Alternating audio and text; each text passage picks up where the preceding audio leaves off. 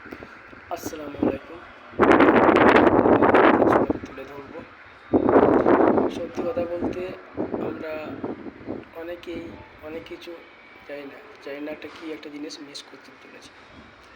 তো বলতে গেলে 2024 যে বছরটা কেটে গেল, আমাদের জীবনে একটি বছর আমাদের জীবন থেকে মুছে গেল ভাই। মনে রাখবেন, এই একটি বছরে না জানি আমরা কতদিন না কত কী কথা বলেছি, কত হাজারো মানুষ মনে দুঃখ দিয়েছি, কতদিন না মনে ব্যথা দিয়েছি, না জানি কার স্বার্থ মেনে নিয়েছি, না জানি কত মানুষের মনে আঘাত দিয়েছি, না জানি কতদিন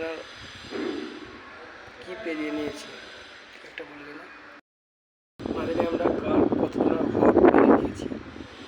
ভাই আল্লাহর রাস্তে প্লিজ, এই 2024 চলে গেল জীবন থেকে, একটি বছর মুছে গেল।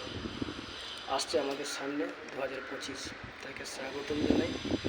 প্রত্যেকের কাছে আন্তরিকভাবে আমি মাথা নত করে আপনাদের কাছ থেকে ক্ষমা প্রার্থী।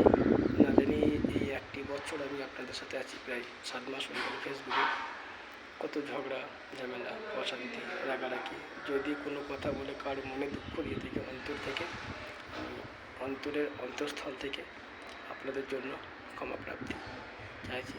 প্রত্যেকে ভালো থাকবেন, সুস্থ থাকবেন, একে অপরের প্রতি ভালোবাসা রাখবেন, একে অপরের সাপোর্ট করবেন।